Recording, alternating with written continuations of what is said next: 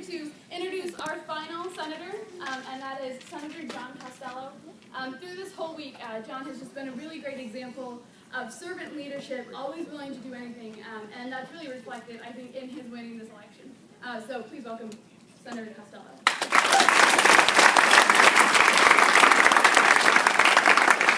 Before I start, I'd like to say that I tend to do public speaking quite a bit, and yet I'm still terrified.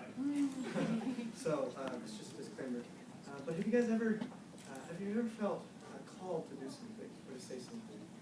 Because for the past couple of weeks, I kind of felt this calling that, if elected, there's a message that I need to share. So I couldn't go to sleep last night thinking about it. So I hope that I can hopefully convey this to you.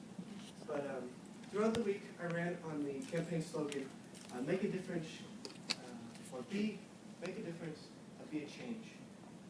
And I really believe that this kind of sums up what I'm trying to get at. TeenPact's mission is changing lives to change the world. And I think this is wonderful because we need strong Christian leaders in our government.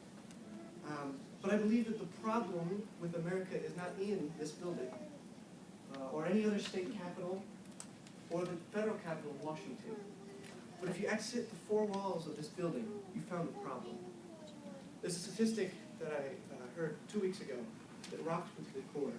The percentage of 16 to 33-year-olds, my generation, who profess salvation through Jesus Christ alone, stands at 4%. My generation is at 4%. In 20 years, when we are the predominant generation, America will no longer be a Christian nation because we have lost our way. I believe that nothing that happens in this building or in any other state capital or in the federal capital holds any value if we are not standing on the Word of God. Psalms 127:1 says, unless the Lord builds the house, the builders labor in vain. Unless we are building on the solid rock of Christ, nothing matters.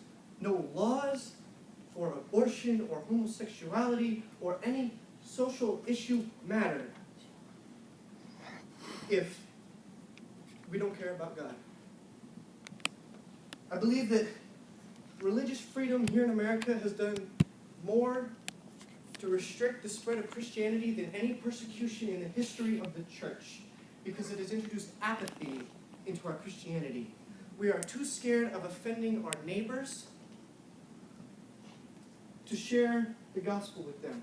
I'd rather offend every Kentuckian and be rejected from society than watch one Kentuckian go to hell because I was too scared of offending them or being rejected to share with them the good news that I have, the joy that I have. Let me ask you, TeenPacters, parents, staff members, do you love your neighbor? Do you love your friends? Then don't be afraid to offend them. Jesus Christ is worth losing friends over. Jesus Christ is worth offending people.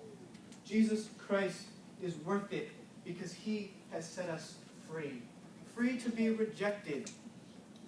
For I would rather be rejected and go into heaven hearing, "Well done, my good and faithful servant," than be the most famous man here and watch everyone perish because I was too scared of offending people. So go. Take what you've learned here to the government, to the schools, no matter where life puts you until next year at TeenPact or throughout the rest of your life. Make a difference and be a change.